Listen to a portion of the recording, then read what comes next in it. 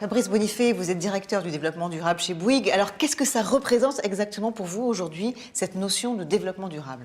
C'est comment, en fait, on intègre les contraintes qui sont les nôtres aujourd'hui, les défis environnementaux, sociaux et sociétaux, en tant que levier pour toujours mieux satisfaire nos clients. Il n'y a que ça qui compte. C'est vraiment une réalité dans le groupe? Ben oui, on ne fait pas semblant. On essaye d'être sincère dans les réponses qu'on propose à nos clients. On le sait effectivement aujourd'hui, donc il y a beaucoup de challenges à relever, le changement climatique, il y a également la raréfaction des ressources. Du coup, concrètement, quelles sont les solutions que vous proposez à vos clients? On propose déjà de les accompagner dans l'amélioration de l'efficacité énergétique des infrastructures qu'on met à leur disposition, qu'on construit pour eux. Donc consommer moins, c'est ça?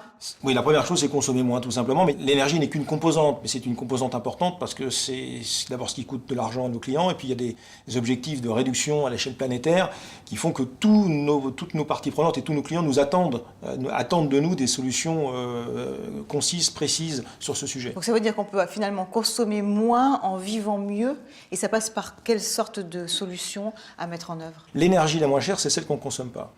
Donc les technologies aujourd'hui permettent d'accompagner l'utilisateur dans un usage responsable qui ne dégrade pas le confort, mais qui permet de substantier l'économie dès lors que c'est piloté dans la durée. L'objet est de rendre passif en fait toutes les infrastructures que l'on propose à nos clients et intrinsèquement de les isoler pour éviter cette déperdition énergétique. C'est des bâtiments qui vont donc devenir progressivement autoproducteurs de ressources. Et dès lors que vous êtes positif, vous pouvez autoconsommer votre propre production, donc vous êtes moins dépendant des réseaux extérieurs. On va pouvoir produire sa propre énergie. Sa propre énergie, mais même stocker l'eau dont on a besoin pour les différents types d'usages. Mais ce n'est qu'une toute petite partie de l'équation à résoudre. Qu'est-ce qu'on doit faire après alors? Quelques exemples. Les bâtiments de demain ne seront plus des bâtiments isolés dans la ville. Ils vont discuter entre eux, ils vont être connectés les uns aux autres, ils vont s'échanger des informations. Et ça permettra de faire quoi alors? Eh bien, ça permettra d'optimiser leurs usages. Le partage des infrastructures, ça va consister en fait pour un bâtiment de faire rentrer le dehors dedans.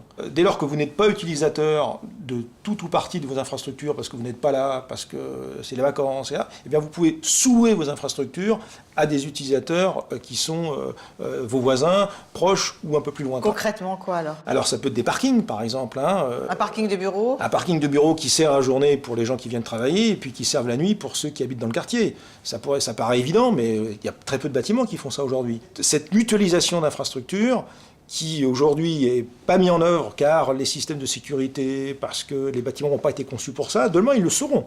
Eh bien ça sera générateur de cash pour les investisseurs qui auront des bâtiments qui vont fonctionner sur des plages horaires beaucoup plus importantes, avec plusieurs utilisateurs, et donc ça coûtera moins cher. Mais alors pour le client, est-ce que finalement toute cette rénovation, toute cette mise en place du développement durable, ça ne va pas lui coûter lui, en revanche, au final, plus cher? Ben non, mais non, dans la mesure où vous mutualisez vos infrastructures, vous avez un pilotage intelligent des fonctions de confort du bâtiment, où vous interagissez avec les bâtiments dans votre quartier, où de temps en temps c'est vous qui produisez, de temps en temps c'est vous qui consommez, vous avez un échange en direct, vous êtes autoproducteur d'une partie des ressources dont vous avez besoin, alors qu'on sait que par ailleurs ces ressources vont de plus en plus chères lorsque vous allez les acheter à des opérateurs.